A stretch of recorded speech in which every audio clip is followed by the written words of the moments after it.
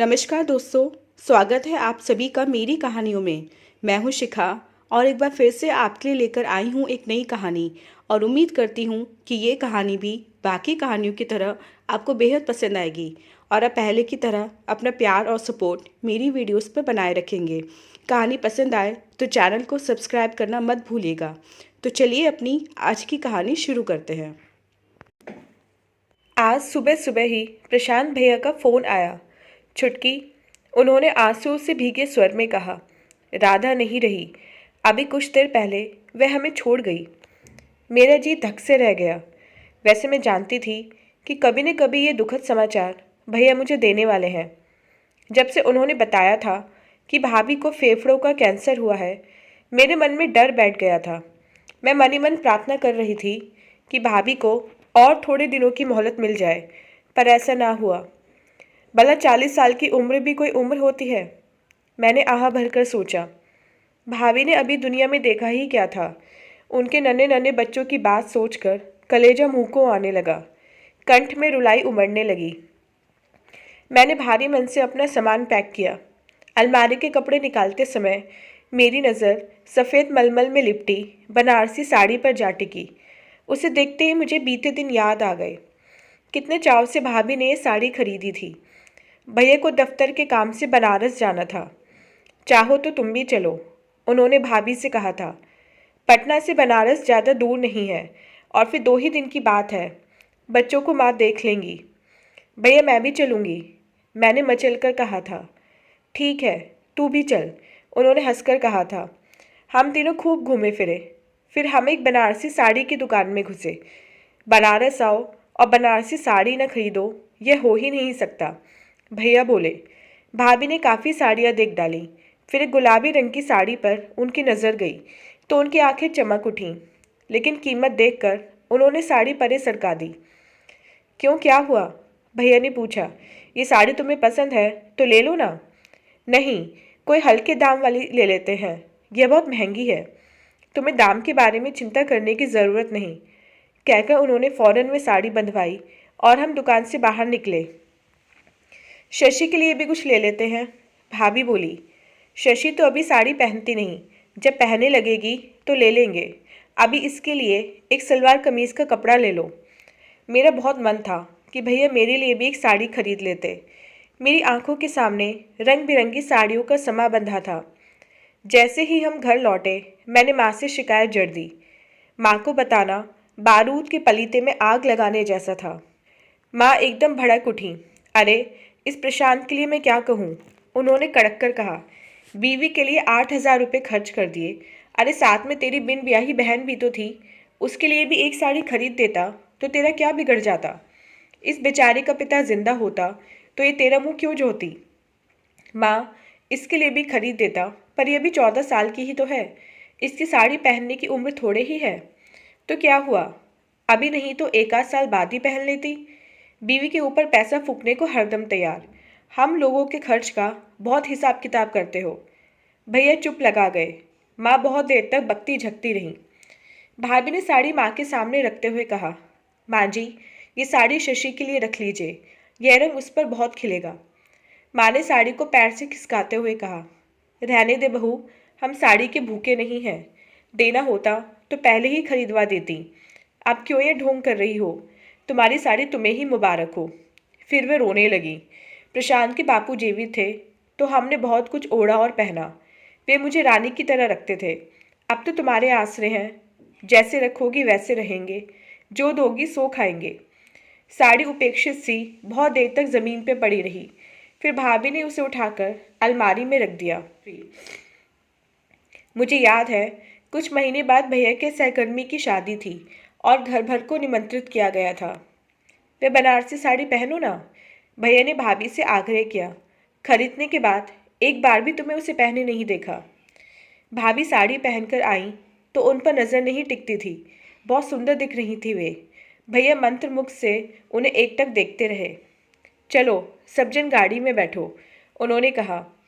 माँ की नज़र भैया पर पड़ी तो वे बोली, अरे तू यही कपड़े पहनकर शादी में जाएगा?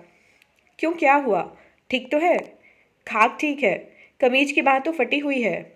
ओह, जरा सी सीवन उधड़ गई है। मैंने ध्यान नहीं दिया। अब यही फटी कमीज पहनकर शादी में जाओगे? जोरू पहने बनारसी साड़ी और तुम पहनो फटे कपड़े। तुम्हें अपनी मान मर्यादा का तनिक भी ख्याल नहीं है। लोग देखेंगे तो हंसी नहीं उड़ाएंगे। मैं अभी कमीज बदल कर आता हूँ। लाइए, मैं 1 मिनट में कमीज सी देती हूँ, भाभी बोली। उतारिए जल्दी। थोड़ी देर में भाभी बाहर आई तो उन्होंने अपनी साड़ी बदल कर एक सादी फूलदार रेशमी साड़ी पहन ली थी। यह क्या? भैया ने आहत भाव से पूछा। तुम पर कितनी फब रही थी साड़ी, बदलने की क्या ज़रूरत थी? मुझे लगा साड़ी जरा भड़कीली है, दुल्हन से भी ज़्यादा बन संवर कर जाऊं, यह कुछ ठीक नहीं लगता। भैया चुप लगा गए।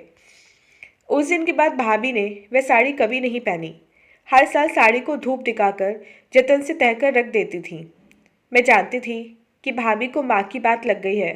माँ असमय पति को खोकर अत्यंत चिड़चिड़ी हो गई थी। भाभी के प्रति तो वे बहुत ही असहिष्णु थी और इधर मैं भी यदा कदा माँ से चुगली जड़कर कलह का वातावरण उत्पन्न कर देती थी। घर में सबसे छोटी होने के कारण मैं अत्यधिक लाडली थी। भैया भी जी जान से कोशिश करते कि मुझे पिता की कमी महसूस न हो और उन पर आश्रित होने की वजह से मुझ में हीन भाव ना पनपे। इधर माँ भी पल पल उन्हें कोसती रहती थी कि प्रशांत, अब गृहस्थी की बागडोर तेरे हाथ में है। तू ही घर का करता धरता है। तेरा कर्तव्य है कि तू सबको संभाले, सबको खुश रखे। लेकिन क्या यह काम इतना आसान था? सम्मिलित परिवार में हर सदस्य को खुश रखना कठिन था। भैया प्रशासन अधिकारी थे। आय अधिक न थी, पर शहर में दबदबा था। लेकिन महीना खत्म होते होते पैसे चुक जाते और कई चीज़ों में कटौती करनी पड़ती।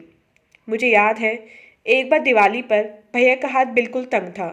उन्होंने माँ से सलाह की और तय किया कि इस बार दिवाली पर पटाखे और मिठाई पर थोड़े बहुत पैसे खर्च किए जाएंगे और किसी के लिए नए कपड़े नहीं लिए जाएंगे। लेकिन छुटकी के लिए एक साड़ी जरूर ले लेना। अब तो वह साड़ी पहनने लगी है। उसका मन दुखेगा अगर उसे नए कपड़े ना मिले तो। अब कितने दिन हमारे घर रहने वाली है? पराया धन, बेटी की जात। ठीक है, भैया ने सिर हिलाया। मैं नए कपड़े पहनकर घर में मटकती फिरी। बाकी सबने पुराने धुले हुए कपड़े पहने थे, लेकिन भाभी के चेहरे पर जरा भी शिकन नहीं आई। जहाँ तक मुझे याद है, शायद ही ऐसा कोई दिन गुजरा हो जब घर में किसी बात को लेकर खटपट ना हुई हो। भैया के दफ्तर से लौटते ही माँ उनके पास शिकायत की पोटली लेकर बैठ जाती। भैया भाभी कहीं घूमने जाते तो माँ का चेहरा फूल जाता।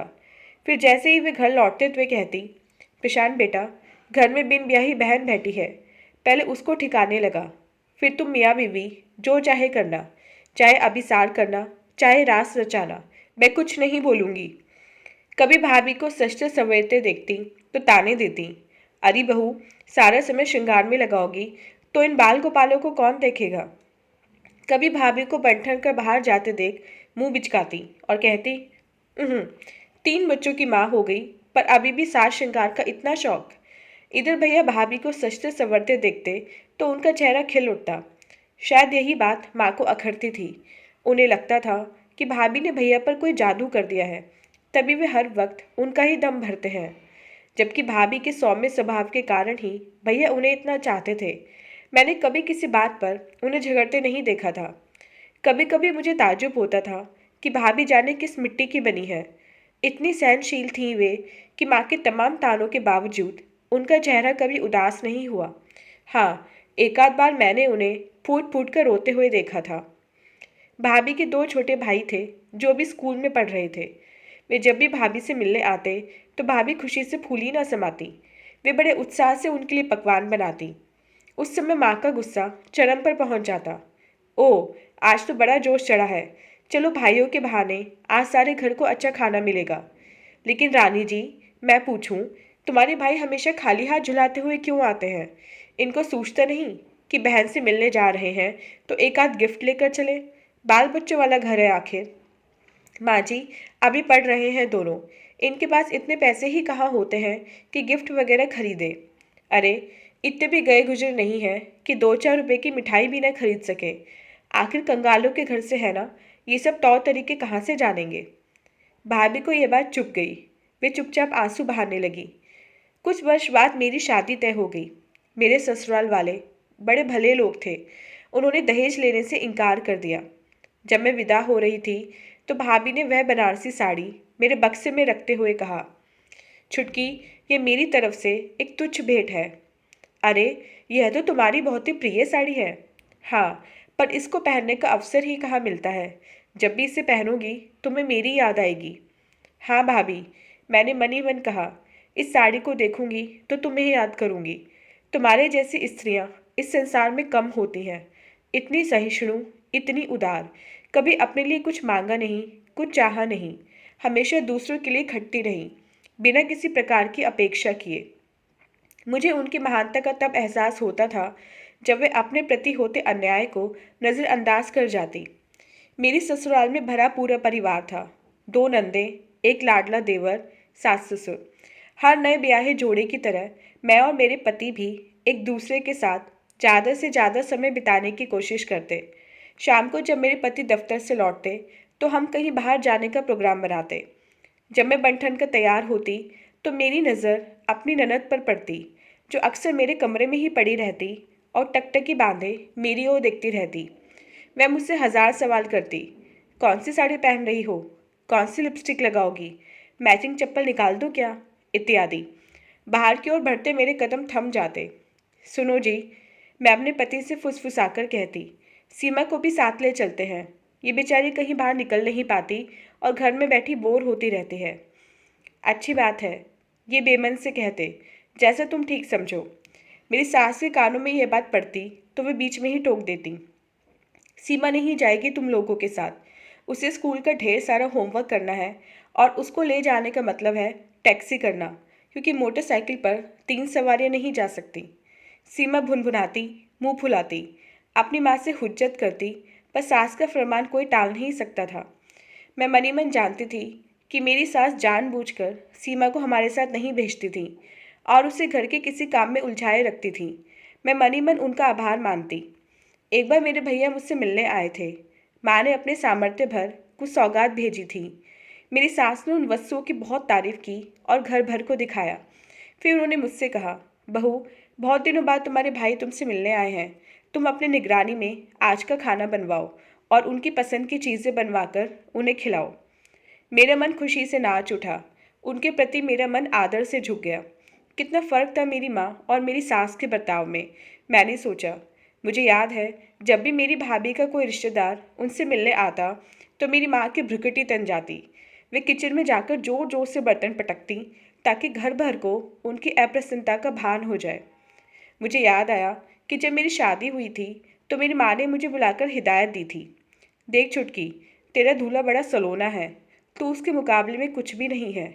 मैं तुझे चेताई देती हूँ कि तू हमेशा उनके सामने बन ठर कर रहना, तभी तू उनका मन जीत पाएगी।